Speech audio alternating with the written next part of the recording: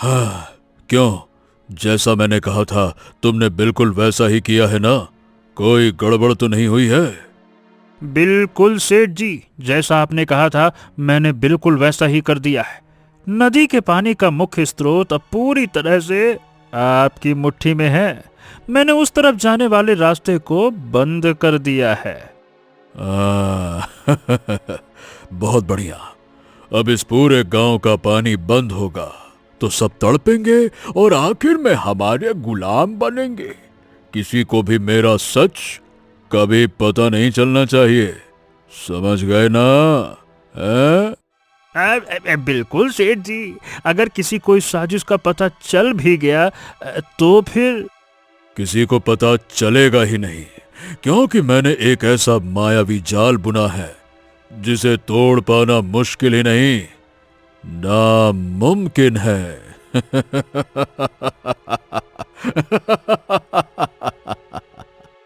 ऐसे ही वो रात बीत जाती है। उसी रात में शुभम नाम का एक सीधा साधा पनहारा अपनी बीमार माँ सुगंधा और पत्नी ईशानी के साथ रहता था। शुभम रोज सुबह अपनी बैलगाड़ी में पानी के बड़े बड़े घड़े भरकर पूरे गांव में पानी बांटा करता था। अरे ओ ईशानी, देखो अब धीरे धीरे गर्मी ने दस्तक दे दी है और धूप भी बढ़ती जा रही है। लगता है कि पिछली बार बारिश कम होने की वजह से इस बार गर्मी का प्रकोप ज्यादा ही होगा। ये आप कैसी बातें कर रहे हैं जी? हमारे गांव में इतनी बड़ी और ताजी पानी की नदी है, उसका पानी कभी कम हुआ है क्या? फिर आप खामखा चिंता क्यों कर रहे हैं? हाँ बेटी, ईशानी ठीक कह रही है बेटा। हमारे गांव की नदी तो भीषण गर्मी में भी कभी सूखी नहीं है। उसका पानी तो दिन प्रतिदिन बढ़ता ही जाता है। तुम बेफिक्र रहो, पानी की कमी कभी नहीं होगी। ओ माँ, अगर पानी सच में कम हो गया तो आप जानती ही हो कि यही पानी बेचना ही तो हमारी एकमात्र रोजी रोटी है। अगर नदी सूख गई तो हमारे खाने के भी लाले पड़ जाएंगे। हाँ।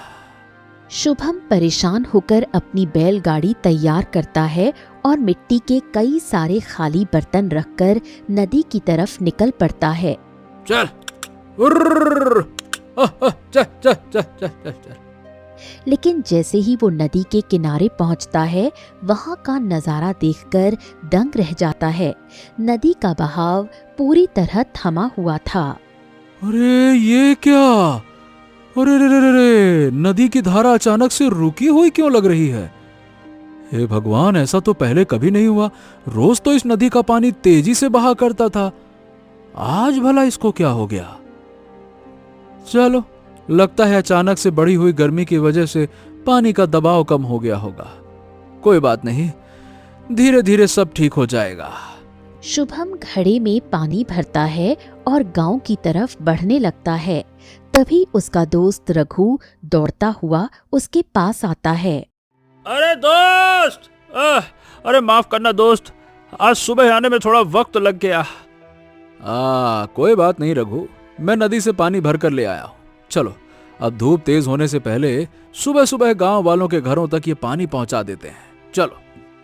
हाँ भाई, चलो चलो चलो, चलो जल्दी करो। दोनों दोस्त गांव की तरफ निकल जाते हैं। इसी तरह धीरे धीरे कुछ दिन और बीतते हैं। गर्मी का प्रकोप दिन प्रतिदिन भयंकर रूप लेने लगता है। एक दिन शुभम उदास मन में सूखी नदी के किनारे खड़ा था। नदी का पानी पूरी तरह सूख चुका था और पत्थरों के बीच बस कुछ बूंदें ही बची थीं। हाँ, बाप रे, ये क्या अनर्थ हो रहा है? गर्मी इतनी बढ़ गई है कि हमारी सदाबहार नदी में सिर्फ नाम मात्र का पानी बचा है। हे भगवान, अब मैं क्या करूंगा? ये क्या हो रहा है? तभी रघु पीछे से आता है और शुभम के कंधे पर हाथ रखता है। हाँ, सच में भाई, मुझे भी अब बहुत फिक्र हो रही है। अगर ये बची कुची बूंदें भी सूख गईं तो हमारा गांव तो पूरा का पूरा प्यासा मर जाएगा भाई। हाँ यार रघु, हमें कोई ना कोई इंतजाम तो करना ही होगा। चलो, आज जो भी थोड़ा बहुत पानी बचा है उसे ही घड़े में भरकर ले चलते हैं। चलो। दोनों दोस्त उस थोड़े से पानी को बर्तनों में भरते हैं और बैलगाड़ी पर लादकर निकल पड़ते हैं। रास्ते में कड़कती धूप और तेज लू के कारण दोनों का शरीर पसीने से तरबतर हो जाता है। हाँ, अरे रे रे रे, अरे शुभम सही बताऊं भाई, ये गर्मी अब मुझसे बर्दाश्त नहीं हो रही। अरे देखो तो धूप के मारे शरीर झुलस रहा है। अरे रे रे रे रे रे, हाँ। क्या कहें रघु, इस मुश्किल वक्त में हमें मेहनत तो करनी ही पड़ेगी। हम मौसम का सामना करने के अलावा हमारे पास कोई चारा भी तो नहीं है। हाँ। और देखो तो हमारे पैरों में चप्पल तक नहीं है। अरे रे रे रे, तपती जमीन की वजह से मेरे पैर में छाले पड़ गए हैं। अरे रे रे। हाँ, मैंने सोचा था कि इस बार गर्मियों की कमाई से हम नई चप्पल खरीद लेंगे, पर यहाँ तो किस्मत ही साथ छोड़ रही है रे। अब जो 2-4 रुपए बचे हैं उन्हें बचा कर रखना होगा, पता नहीं कब और बुरा वक्त आ जाए। हाँ। दोनों परेशान हाल में आगे बढ़ ही रहे थे कि अचानक बैलगाड़ी का पहिया रास्ते के एक गहरे गड्ढे में जा फंसा। झटका लगते ही गाड़ी पर रखे मिट्टी के बर्तन पलट गए और सारा पानी जमीन पर गिर गया। तेज धूप के कारण वो पानी क्षण भर में भाप बनकर उड़ गया। अरे अरे रे रे रे रे रे रे, हे भगवान, हे भगवान, हे भगवान! इतनी कड़ी मेहनत से हमने वो थोड़ा सा पानी जुटाया था और वो भी इस गड्ढे में गिरकर बर्बाद हो गया। क्या करें हम, नदी में पानी नहीं है और ये आखिरी उम्मीद भी चली गई। तभी अचानक रघु का सिर घूमने लगा। तेज धूप की वजह से वो चक्कर खाकर सीधे जमीन पर गिर पड़ा। अरे रघु, हे रघु, हे रघु, तुम्हें क्या हो गया भाई? अरे आंखें खोलो, हे रघु। हे भगवान, लगता है रघु को तेज धूप लग गई है, लू लग गई है। मुझे किसी गांव वाले की मदद मांगनी होगी। शुभम दौड़कर पास के घर का दरवाजा खटखटाता है। अरे भाई, क्या हो गया शुभम? दोपहर के वक्त मेरा दरवाजा इस तरह से क्यों पीट रहे हो? क्या बात है? अरे काका मुझे थोड़ा सा पानी दे दीजिए। मेरा दोस्त रघु धूप की वजह से बाहर बेहोश होकर गिर पड़ा है। उसे होश में लाने के लिए पानी की बहुत जरूरत है। पानी दे दीजिए, पानी। देख शुभम, गर्मी दिन प्रतिदिन बढ़ती जा रही है। मेरे अपने घर के लिए सिर्फ एक घड़ा पानी बचा है। मैं तुम्हें एक बूंद पानी नहीं देने वाला। बात करते हो पानी चाहिए, चलो जाओ यहाँ से, निकलो। अरे जाओ यहाँ से, नहीं तो। हरिदास रूखेपन से कहकर दरवाजा बंद कर लेता है। शुभम बेबसी से इधर उधर देखता है। कोई पानी क्यों नहीं दे रहा? मुझे लगता है कि फिर से नदी की तरफ भागना होगा। वहां पत्थरों के बीच में थोड़ा सा पानी तो बचा ही होगा। शुभम पागलों की तरह दौड़कर वापस नदी पर जाता है। मैंने कभी सोचा नहीं था कि इतनी बड़ी नदी इस तरह से पूरी तरह से सूख जाएगी। शुभम दौड़ते हुए वापस रघु के पास पहुंचता है और वो पानी उसके चेहरे पर छिड़ककर उसे पिलाता है। कुछ ही पलों में रघु धीरे धीरे अपनी आंखें खोलता है। उठो रघु। अरे रघु, तुम ठीक तो हो ना भाई? कैसे हो, ठीक लग रहा है अब? हाँ दोस्त, मैं ठीक हूँ। लगता है तेज गर्मी और कमजोरी की वजह से मेरा सर घूम गया था। हाँ, देखो रघु, तुम अभी यहीं छांव पर बैठकर आराम करो। हम पानी के लिए कल दोबारा कोशिश करेंगे, ठीक है ना? अरे पर भाई, पानी लाएंगे कहाँ से? क्या अभी भी नदी में पानी बचा है क्या? शुभम की बात सुनकर रघु बेबसी से उसे देखने लगता है। हाँ, नहीं रघु, नदी अब बिल्कुल सूख चुकी है। बिल्कुल एक बूंद पानी नहीं है। पत्थरों के बीच में जरा सा जो थोड़ा बहुत पानी बचा था उसे मैं इस पत्ते पर समेट कर लाया हूँ। इस बार तो नदी का पानी सूरज की धूप की गति से भी ज्यादा तेजी से सूख गया। खैर, भगवान की जो इच्छा वही होगा। चलो अब तुम सीधे घर जाओ और आराम करो। हाँ, धूप में मत रहो, चलो। शुभम की बात मानकर रघु वहाँ से चला जाता है। शुभम भारी कदमों और परेशान मन से अपने घर लौटता है। ये क्या जी, आज आप इतनी जल्दी घर आ गए और हमारे अपने घर के लिए भी पानी नहीं लाए। रसोई में सिर्फ 2 घूंट पानी बचा है। हाँ, मुझे माफ कर दो ईशानी, अब मैं कहीं से भी पानी नहीं ला पाऊंगा। हमारी नदी पूरी तरह से सूख चुकी है, अब वहाँ एक बूंद भी पानी का नहीं बचा है। हाँ। ये आप क्या कह रहे हैं जी? वे नदी तो हमेशा पानी से लबालब भरी रहती थी, भला वह ऐसे कैसे अचानक सूख सकती है? हे भगवान, ये कैसा अनर्थ हो गया। नहीं, ऐसा नहीं हो सकता। अगर वो नदी सूख गई तब तो इस बार हमारे पूरे गांव में पानी का भयंकर अकाल पड़ जाएगा। हाँ माँ, हालात तो ऐसे ही लग रहे हैं, लेकिन तुम चिंता ना करो, मैं कुछ न कुछ इंतजाम जरूर करूंगा। हाँ। ऐसे ही 1-2 दिन और बीत जाते हैं। तेज गर्मी की वजह से सबका बुरा हाल होने लगता है। अरे ओ शुभम, अरे शुभम, अरे भाई सुना है कि नदी का पानी पूरी तरह से सूख गया है। अब इस पूरे गांव की प्यास कैसे बुझेगी रे भाई? सही बताऊं तो मुझे भी कुछ समझ नहीं आ रहा हरिराम काका, लेकिन चिंता मत करिए, मैं हार नहीं मानूंगा। मैं पानी का कोई ना कोई नया स्रोत ढूंढने की कोशिश करता हूँ। हाँ, अरे भाई शुभम, तू इस तपती कड़कती धूप में बेकार में भटक रहा है, तुझे कहीं कुछ नहीं मिलने वाला। लेकिन एक सोचने वाली बात है भाई, इस भीषण गर्मी में जब पूरी की पूरी नदी सूख गई है, तब भी हमारे जमींदार सेठ के घर का कुआं पानी से पूरी तरह से लबालब भरा हुआ है। क्या क्या बात कर रहे हो काका, ऐसा कैसे हो सकता है? अब ये कैसे हो सकता है बेटा, ये तो या तो भगवान जाने या तो वो जमींदार जाने। चलो भाई। हाँ। हरिराम वहाँ से चला जाता है। शुभम सोच में पड़ जाता है। कुछ तो ऐसी बात है जो जमींदार सेठ हम सभी गांव वालों से छुपा रहे हैं, लेकिन इस वक्त सच जानने से ज्यादा जरूरी पानी का इंतजाम करना है। चलो पहले जमींदार साहब के पास ही जाता हूं। शुभम तेजी से जमींदार की हवेली की तरफ बढ़ता है। वहां पहुंचकर वो देखता है कि पानी के लिए गांव वालों की एक लंबी कतार लगी हुई है। हाँ हाँ, चलो चलो सब लोग लाइन से आओ, लाइन से आओ, जल्दी जल्दी 2 सिक्के जमा कराते जाओ, पानी लेते जाओ। 2 सिक्के जमा कराओ, पानी लेते जाओ। चलो चलो लाइन से, आगे बढ़ो आगे बढ़ो। ये क्या अनर्थ कर रहे हैं जमींदार साहब?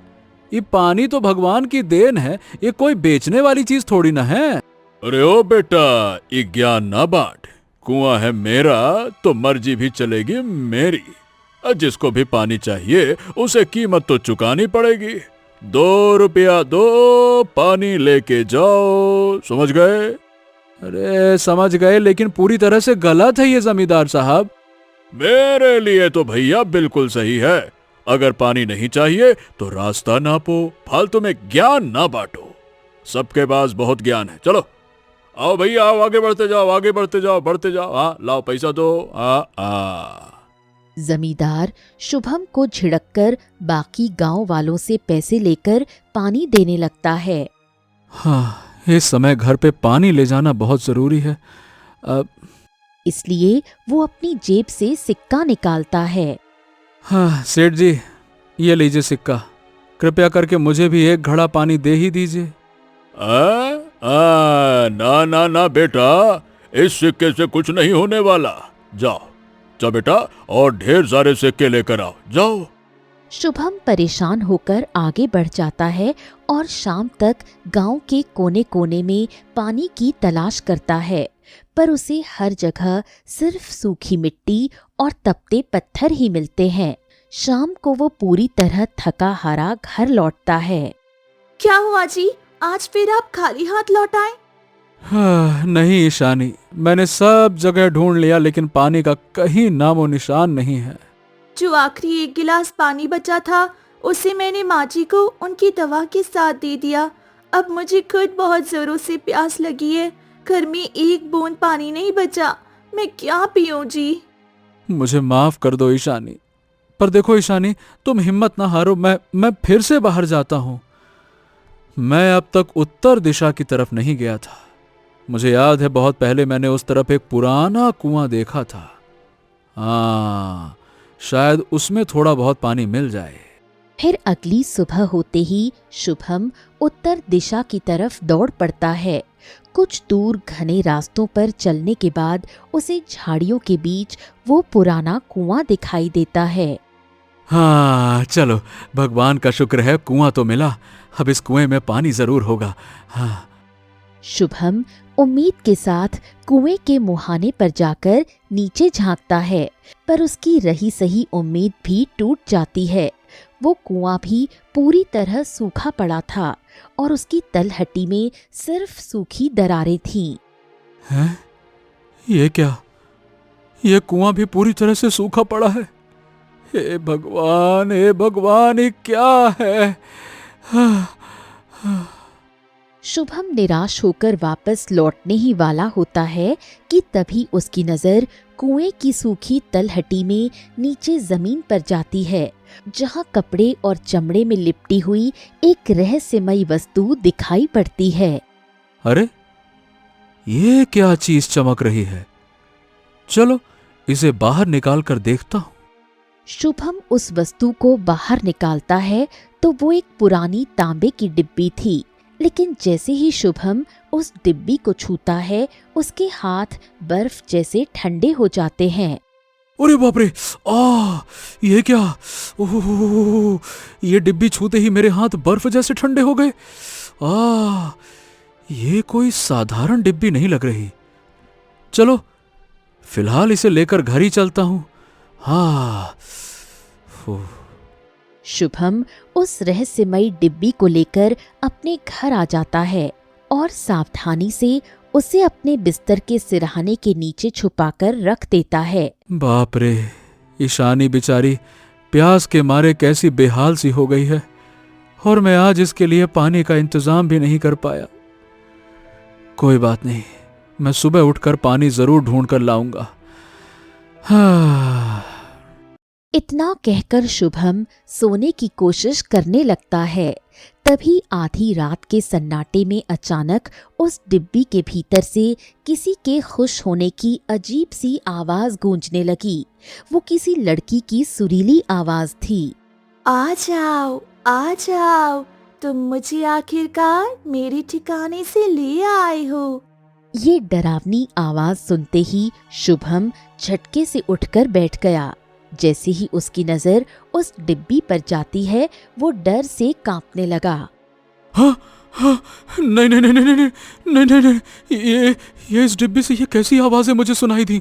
जरूर जरूर इस डिब्बे में कोई गड़बड़ है, जरूर इसमें कोई ना कोई गड़बड़ है। वो डिब्बी को एक मोटे कपड़े में लपेटकर दूर रख देता है। अब मैंने इसे बांध दिया है, अब जाकर मुझे चैन की नींद आएगी। हाँ। शुभम जैसे तैसे सो जाता है।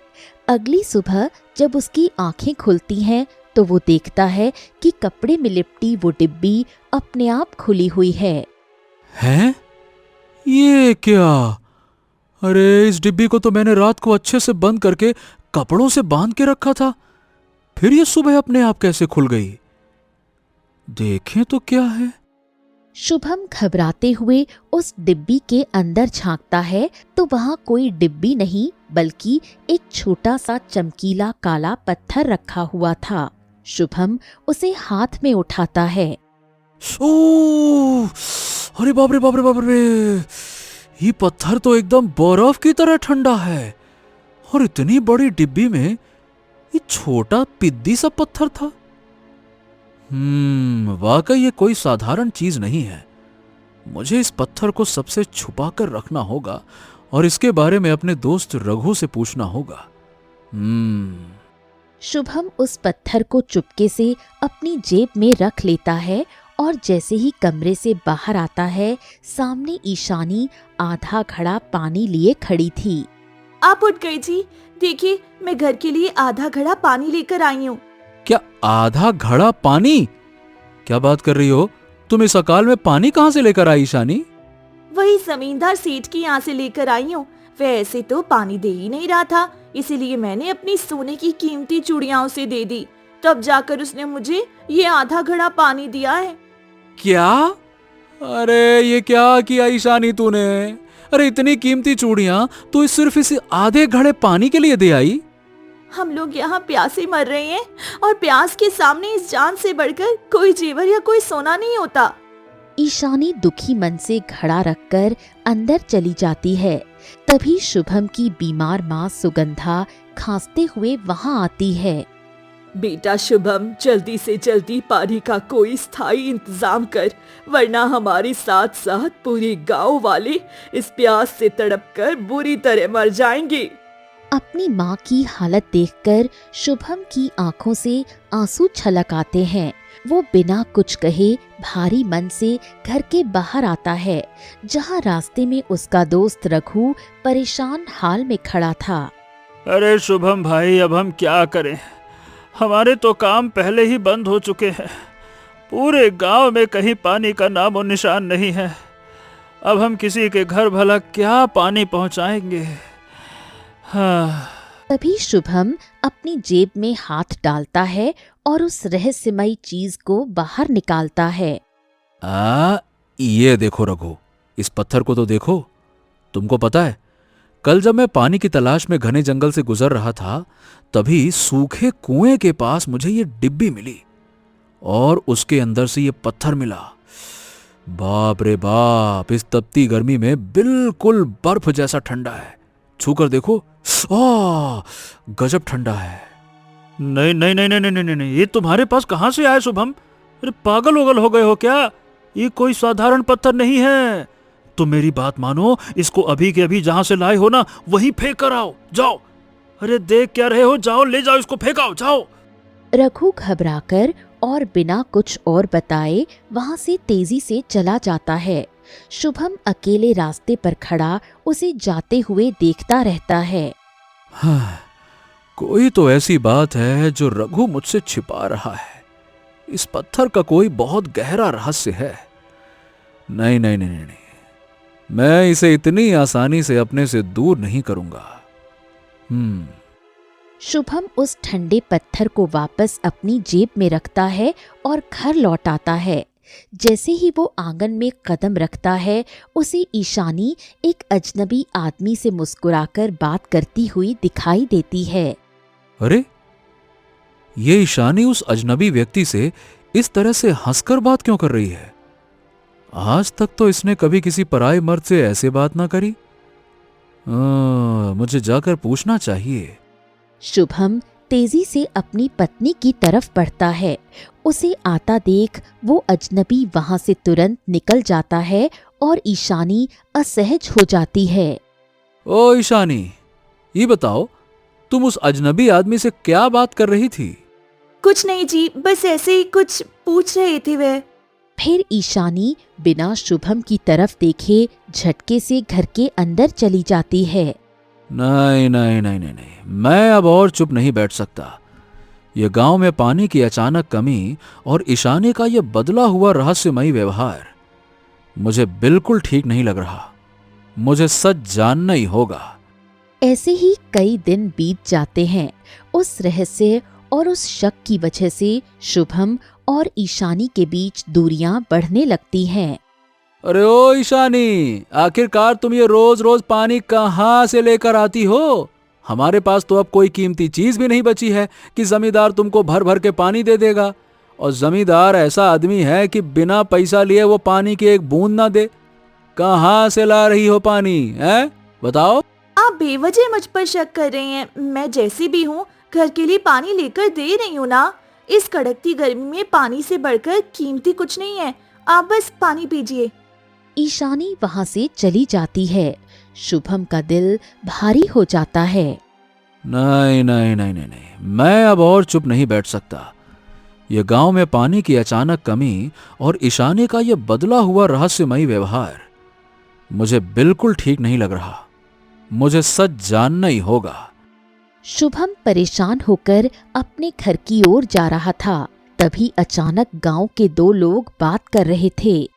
अरे विनोद भाई, तुम्हें पता है, कसम से कहता हूं, मुझे पक्का यकीन है कि हमारे गांव में पानी की ये कमी कोई कुदरती अकाल नहीं है। इसके पीछे किसी का हाथ है। तुम बिल्कुल ठीक कह रहे हो हरिदास भाई। अरे पानी अचानक बंद होने का कई कारण हो सकता है। हमारी नदी का जो मुख्य स्रोत है वो पहाड़ी के उस पुराने खंडहर से होते हुए आता है। जरूर किसी ने साजिश करके वहां से पानी का रास्ता बंद कर दिया है, नहीं तो आज तक इतने बड़े जीवन में मैंने कभी नदी सूखती हुई तो ना देखी। हाँ, अगर ऐसा है तो क्यों ना एक काम करते हैं, हम सब गांव वाले मिलकर वहां चलें और उस पानी के स्रोत को फिर से खोल देते हैं।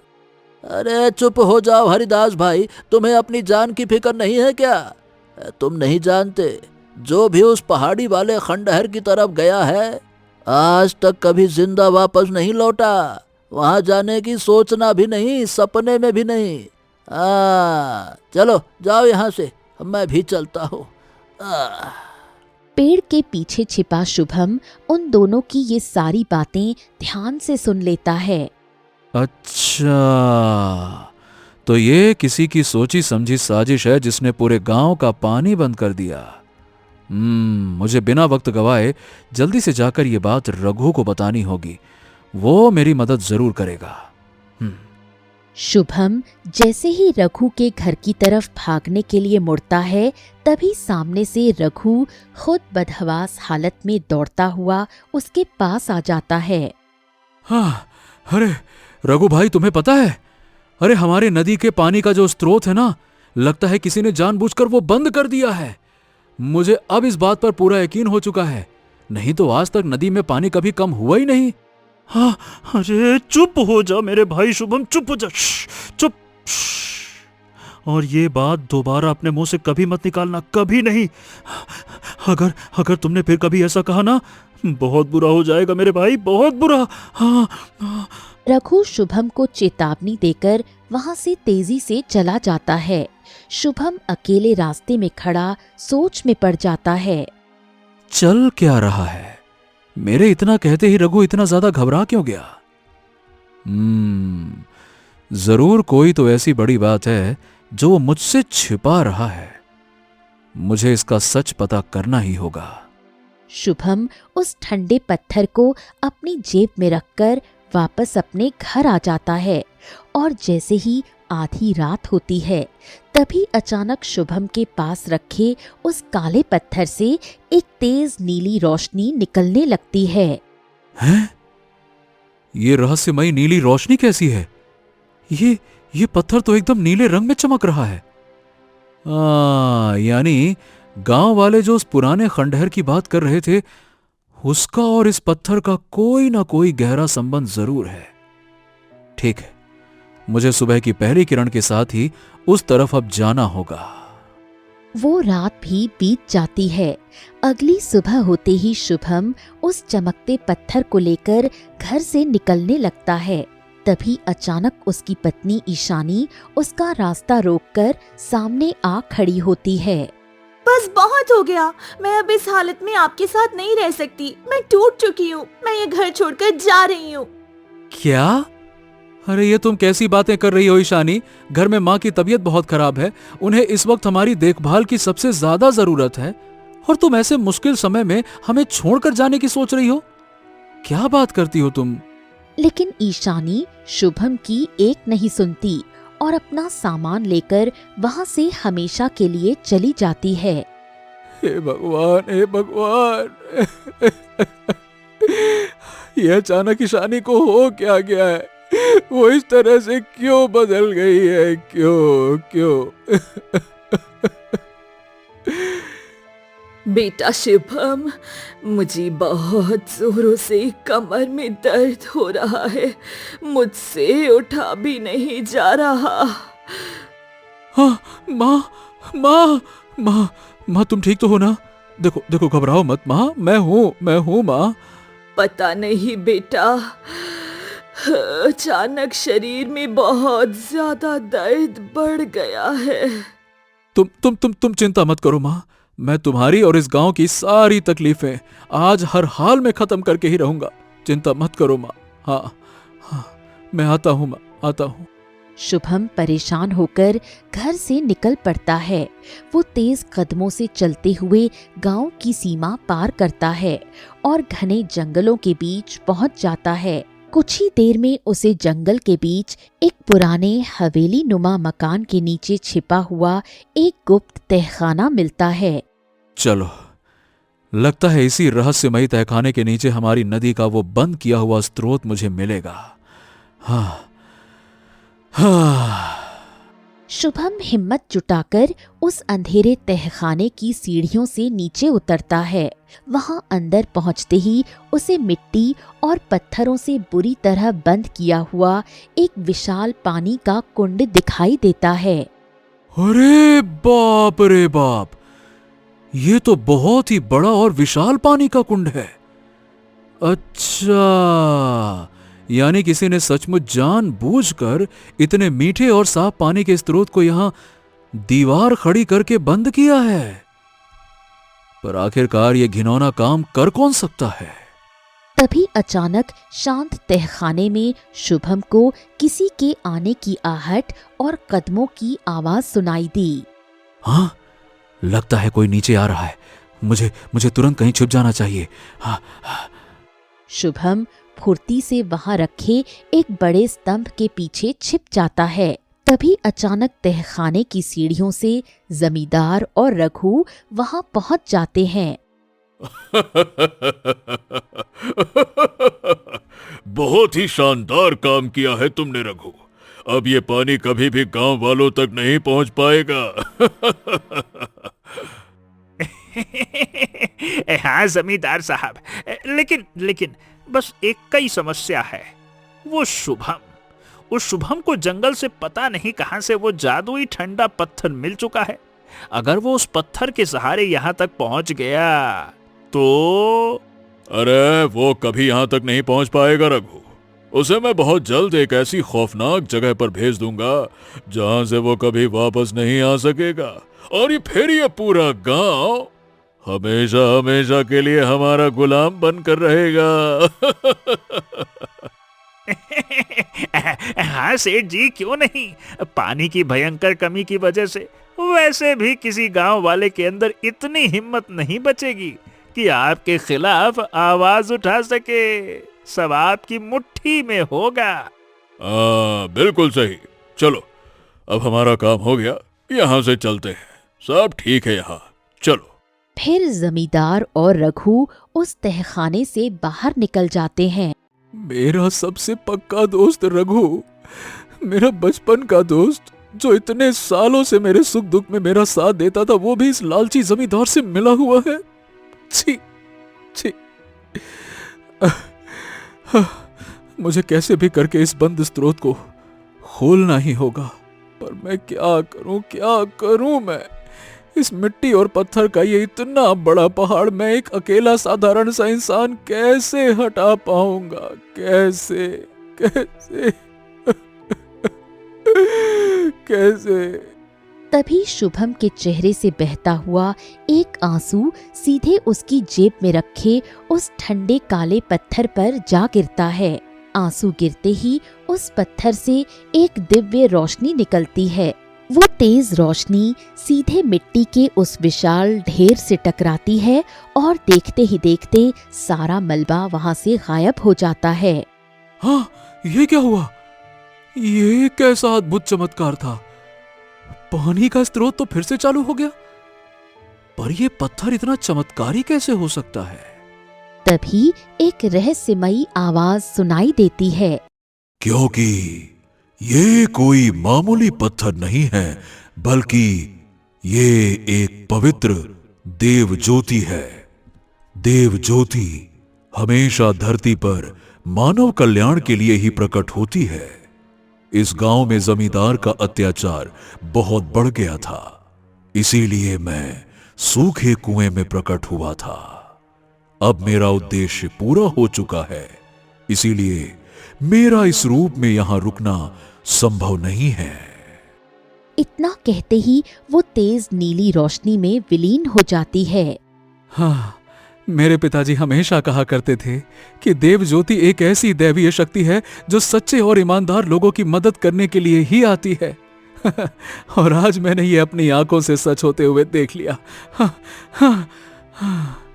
फिर शुभम जैसे ही तहखाने की सीढ़ियों की तरफ भागता है, तभी रघु अचानक उसके सामने आकर रास्ता रोक लेता है। ओह, शुभम, ये तुमने क्या अनर्थ कर दिया? अरे तुमने हमारे बंद किए हुए पानी के स्रोत को वापस से खोल दिया। रघु, तुम मेरे भाई जैसे दोस्त थे, पर तुमने चंद पैसों के लालच में मेरे पीठ पीछे पूरे गांव को धोखा दिया। अरे ओ भाई जैसे दोस्त, जमींदार साहब ने मुझे इस काम के लिए ढेर सारा पैसा दिया था, जिससे मेरी पूरी जिंदगी सुधर जाती। मैं तुम्हें यह पानी आगे नहीं ले जाने दूंगा, समझे? अच्छा, तुम इस पानी को अब चाह कर भी बंद नहीं कर पाओगे रघु। रघु गुस्से में पागल होकर शुभम पर हमला करने के लिए आगे बढ़ता है। शुभम फुर्ती से पास पड़ा एक भारी डंडा उठाता है और रघु के सिर पर दे मारता है। तभी रघु वहीं बेहोश हो जाता है। हाँ, मुझे यहाँ एक पल भी बिना गवाए तुरंत गांव वालों के पास पहुंचना होगा और उन्हें जमींदार के इस भयानक षड्यंत्र का सच बताना होगा। हाँ, हाँ। शुभम तेजी से दौड़ता हुआ गांव की चौपाल पर पहुंचता है। वहां गांव के मुखिया हरिदास और विनोद अपने सिर पर हाथ रखकर अत्यंत उदास बैठे थे। भाइयों और बहनों, अब हमारा ये गांव किसी भी कीमत पर नहीं बचने वाला। इस भयंकर सूखे और प्यास की वजह से आज सुबह ही 2 और मासूम लोग चले गए। वो कई दिनों से पानी की एक बूंद के लिए तरस रहे थे। तभी शुभम हांफते हुए चौपाल के बीचों बीच आकर खड़ा होता है। अरे शुभम, क्या बात है बेटा? तू इतनी बदहवास हालत में यहाँ क्या कर रहा है? बेटा ऐसे दौड़ा मत कर, पानी है नहीं, ऐसे मत किया कर बेटा। क्या हो गया बता। तभी शुभम सारा सच बता देता है। क्या बात कर रहे हो? उस नीच जमींदार और रघु ने हमारे बच्चों के मुंह से पानी छीना है। हम उन पापियों को इस कृत्य के लिए कभी नहीं छोड़ेंगे। गांव वालों, जाओ, उन दोनों को पकड़कर यहाँ लेकर आओ, जाओ। फिर कुछ ही देर में उन दोनों को पकड़कर ले जाते हैं। अरे छोड़ो मुझे, छोड़ो, अरे छोड़ो मुझे, छोड़ो। अरे मुखिया, तेरी इतनी हिम्मत कि गांव वाले हमें पकड़कर यहाँ लेकर आए? तू तेरे कारण हो रहा है। छोड़ो मुझे वरना अच्छा नहीं होगा। छोड़ो। तुम इस गांव के जमींदार थे, इसीलिए हम सब तुम्हारा आदर करते थे। अब तक तुम्हारे कुएं में पानी था तो हमने सोचा कि ईश्वर की विशेष कृपा है तुम पर तुमने साजिश रचकर हमारी नदी का पानी अपने कुएं में मोड़ा। गांव वालों, इन दोनों को ले जाओ और हमारे गांव के बाहर जो काल कोठरी है, इन्हें हमेशा के लिए वहीं कैद कर दो। ले जाओ इन्हें। फिर गांव वाले जमींदार और रघु को ले जाते हैं। तभी अचानक सामने से ईशानी रोती हुई दौड़ती हुई आती है और फूट फूट कर रोने लगती है। ईशानी, तुम अब यहाँ क्यों वापस आई हो? अरे तुम तो मुझे और मेरी बीमार माँ को मुसीबत में अकेला छोड़कर चली गई थी ना? नहीं जी, मैं आपको और माँ को अपनी मर्जी से छोड़कर नहीं गई थी। उस क्रूर जमींदार ने मुझे धमकी दी थी कि अगर मैंने आपको नहीं छोड़ा तो वो आपके साथ पता नहीं क्या करता। उस दुष्ट ने तुम्हारे साथ इतना बड़ा खेल खेला ताकि मैं उसके इस षड्यंत्र के खिलाफ कभी आवाज ना उठा सकूं। और मैं तुम्हारे बारे में क्या क्या सोच रहा था। मुझे माफ कर दो ईशानी, मैंने तुम पर गलत शक किया, माफ कर दो। सच में शुभम, उस जमींदार ने सोचा तो बहुत कुछ था, पर ईश्वर के न्याय के आगे उसका पाप टिक नहीं सका। चलो भाइयों, अब हम सब चलकर अपनी नदी की हालत देखते हैं। चलो। फिर गांव के सभी लोग नदी के किनारे पहुंचते हैं। नदी में मीठे और ताजे पानी की तेज लहरें बह रही थीं। सच में मुखिया जी, मुझे अपनी आंखों पर यकीन नहीं हो रहा कि हमारी सूखी नदी फिर से पानी से लबालब भर गई है। शुभम, आज से ये नदी सिर्फ हमारी नहीं बल्कि तुम्हारी बदौलत पूरे क्षेत्र की धरोहर है। तुमने ना सिर्फ हम इंसानों की बल्कि इन बेजुबान पशु पक्षियों की भी जान बचाई है। तुम इस गांव के रक्षक हो, रक्षक।